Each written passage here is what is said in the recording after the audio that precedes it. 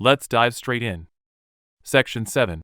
Step right up and get robbed. Alright, picture this. You're a merchant in the Middle Ages. You got your little cart full of spices, silk, maybe some exotic beans, whatever people were losing their minds over back then. You're feeling good. Business is booming. You got a pocket full of medieval coins and a dream. And then boom, bandits. Not even 5 miles out of town. And here comes some dude with 3 teeth, a rusty sword, and a severe lack of personal hygiene yelling, "Stand and deliver," like he's in a Shakespeare play but smells like a dumpster fire. And you're just sitting there like, bro, please, these are cinnamon sticks, not gold bars. But nah, doesn't matter. They take everything. Your goods, your shoes, sometimes your donkey. Cause why not? Can't hustle with no donkey. And get this, there were no cops. No medieval 911. You think you're gonna file a police report with Sir Gawain down at ye old sheriff's hut? Spoiler alert, they're probably robbing you too. I mean, let's be real. Traveling back then was basically the Oregon Trail in nightmare mode. Except instead of dysentery, you get stabbed repeatedly by strangers for raisins. And don't even think about traveling alone. That's called a gift-wrapped corpse delivery. You needed a whole squad just to move from one town to the next. And even then, it was like bandits from the east, toll collectors from the west. Local baron shows up and wants his share for letting you breathe his air. Like, bruh, how's anyone supposed to make a profit when everyone and their medieval cousin is robbing you blind? And oh, you think cities were safe? Please, inside the city walls, it was just a different kind of robbery. Ever heard of taxes? Yeah, that's sweet. Sweet you want to sell? Well, here? Cool. Give me 90% of your sole tax. The medieval economy was basically just work super hard, get robbed, fry into your barley soup, repeat. And merchants weren't even the cool rich people. No castles, no armor, no dragons to fight. You were like the medieval version of a guy selling bootleg DVDs at a gas station, but with a higher chance of dying on the job. Oh, and fun fact, a lot of towns had market days where people came from all over to buy and sell stuff. Sounds nice, right? Wrong. It was like Black Friday meets Mad Max pickpockets, price gougers, drunk peasants fighting over turnips. It was chaos with a side of plague. So yeah, step right up and get robbed. Being a merchant back then? 10 out of 10 would not recommend. Unless your lifelong dream is to haul sacks of grain across a mud swamp just to have some toothless guy with a dagger say, "Thanks for your donation."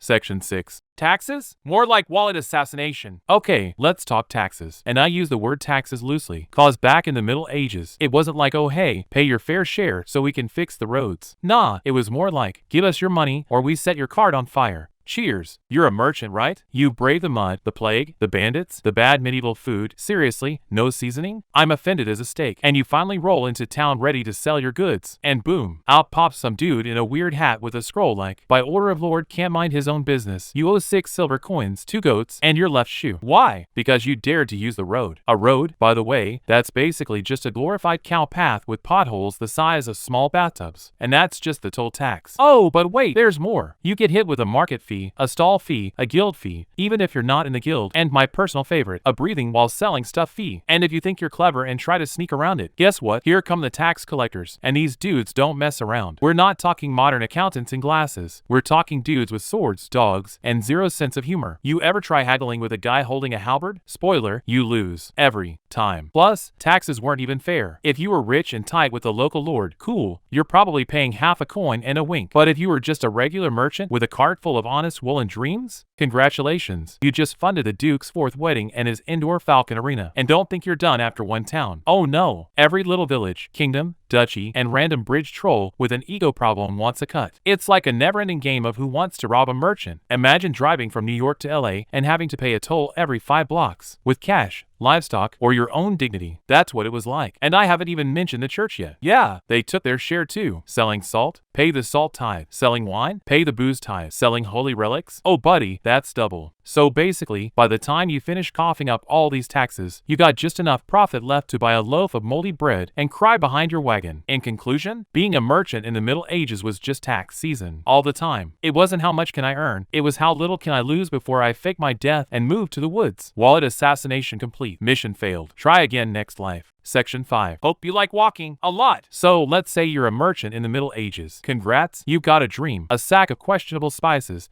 and a strong work ethic. Now start walking forever. Because unless you were royalty or, like, a wizard, and let's be honest, you're neither, guess what you didn't have? Wheels. That work. Oh sure, you had carts with wooden wheels that squeaked like a dying goose and broke every 10 miles. And roads? If by roads you mean muddy trenches filled with rocks, bandits, and the occasional dead cow, then yeah, great roads. And don't expect a nice ride. There's no Uber, no bus, no friendly medieval lift guy pulling up on a unicorn. You're either walking while dragging a donkey, or walking while carrying what your donkey donkey refused to carry. You're like, oh, it's just 100 miles to the next market. That's what, like 2 hours in the car? Huh? No, that's a week minimum. And only if the weather behaves, your cart doesn't explode, and you don't get stuck behind a herd of sheep that straight up do not care about your business schedule. And speaking of weather, Middle Ages weather had no chill. It rained like the sky hated you. Mud up to your knees. Shoes? Gone. Socks? What are those? If it wasn't rain, it was snow, or wind, or a weird fog that smelled like regret and horse pee. And remember, you're not walking through scenic Europe with a baguette and a dream. You're marching through swamps, forests full of wolves, and villages that think you're a witch because you own more than 2 shirts. Also, every border you cross meant some dude in armor waving a spear like, who goes there? Pay the toll or turn around. And you're just standing there, soaking wet, missing a boot like, sir, please, I'm just trying to sell some damn salt. Even when you finally make it to a market town, you don't get to chill. Oh no, you set up, haggle for 12 hours straight with peasants offering chickens as payment, pack up at night, sleep on a bag of beans, then wake up and do it all over again. And let's not forget, no GPS. You got a hand-drawn map by some guy who's never even been to where you're going. Half the time you end up at the wrong village that's literally just 5 huts and a confused goat. So yeah, if you were a medieval merchant, walking wasn't a part of the job. It was the job. By the end of your career, your feet looked like they fought in 5 wars and lost every one. So unless you're into extreme hiking, constant wet socks, and arguing with donkeys, maybe skip the whole merchant gig, or at least invest in, I don't know, really angry sandals. Section 4. Plague? Again? Ah yes, the plague. The Middle Ages' favorite surprise party. 1 minute, you're out there selling dried figs and suspicious-looking ointments. And the next, boom, half the town's coughing up a lung and you're Googling how to not die from mysterious black spots. Except, wait, there's no Google. You think modern pandemics were rough? Buddy, back then, there was no hand sanitizer, no vaccines, no work-from-home option. You got sick, you died, or you got lucky, and you just wished you were dead. And guess what? If you were a merchant, you were like the unofficial plague Uber, traveling from town to town, breathing in every possible germ from every peasant, cow, goat, and dude named Jeff who hasn't bathed since the Crusades. People didn't even know what germs were. You'd sneeze, and they'd be like, the devil is inside you. Better bleed it out. Like, bro, how is cutting me supposed to fix my plague? That's not medicine. That's murder with extra steps. And hygiene? Non-existent. You're hauling your goods into a marketplace where rats are basically co-vendors, and they're not even paying stall fees. Meanwhile, you're trying to sell spices next to a guy selling leeches, across from a lady coughing directly onto her apples. Oh, and when the plague hit a town? Total shutdown. Not the fun kind where you get to binge Netflix in your PJs. More like town gates closed, people throwing buckets of fire at you from rooftops, and suddenly no one wants to buy your imported dried mangoes anymore. And the irony? Sometimes you weren't even sick, but just because you came from a plaguey town, everybody treats you like you showed up with a flamethrower and a bad attitude. They'd literally lock you out of cities. Or worse, lock you in. Imagine finally making it to a city after walking for 9 days, only to have some sweaty guard yell from the wall, plague rumors from the east? Sorry pal, no entry. Good luck dying outside. Also, fun fact, every time a wave of plague hit, it wasn't like, oh, just stay inside for 2 weeks. It lasted months, sometimes years. Your customers either died, fled, or became paranoid hermits who think cinnamon is witchcraft. So you're stuck, broke, probably infected, and sleeping in a barn with 18 other people and 3 very judgmental goats, all while trying to protect your cargo of raisins like it's the freaking Ark of the Covenant. In conclusion, if you were a merchant during plague times, your business plan basically became travel, spread disease unintentionally, but still get blamed, get kicked out, die? Yeah, not exactly the dream. So next time you're stuck in traffic, just be grateful you're not stuck in quarantine with medieval rats trying to eat your shoes. Plague? Again? No thanks. I'll take my chances as a steak. Section 3. Monopoly? Nah, just the guilds ruining your life. So there you are, a humble medieval merchant with big dreams. Maybe you want to sell your homemade candles, or those questionable pickled fish jars your uncle swears are an acquired taste. Well, guess what? Too bad. The guild said no. Yeah, guilds. Basically the HOA of the Middle Ages, but way meaner and with swords. They weren't just trade unions or professional clubs. They were bossy little cartels that controlled everything. You want to sell shoes? You better be part of the Shoemakers Guild. You want to sell bread? Better ask the bread lords for permission. You want to sell anything that might even vaguely resemble another guild's product? Well, prepare to get fined, shamed, and possibly exiled to some town that smells like cheese and sadness. And joining a guild? Oh baby, it wasn't easy. First, you had to be an apprentice for like a decade, working 16-hour days, getting yelled at by a sweaty guy named Olaf, and being paid in soup and insults. Then, if you survive, you become a journeyman, basically the medieval version of an unpaid intern with a fancier hat. And maybe, just maybe, after years of brown nosing and crafting perfect spoons or whatever, you become a master and could finally open your own shop. Unless, of course, the guild leaders just didn't like your face. Oh, and here's the fun part. Even if you did get in, they still controlled your prices, your designs, your materials, your hours, even how many candles you could sell in a day. Wanna innovate? Too bad. Guild tradition says no. It's like playing Monopoly, but you start with $0, no profit, properties, and the other players can legally stab you. And don't even try selling outside the guild system. That made you a black market merchant, which sounds cool, but really just meant you'd get your stall flipped by guards while Karen from the guild screamed about unlicensed jam. Some guilds even ban competition altogether, like only we sell wool in this town. Anyone else? Hang him. I'm not kidding. Medieval capitalism was aggressively unchill, and because guilds ran everything, local rulers loved them. They collected taxes like champs and kept the peasants too busy fighting over pottery regulations to start revolutions. So you, the hardworking little merchant, were stuck between a rock and a guild with a very sharp, very petty agenda. In short, want to start a business?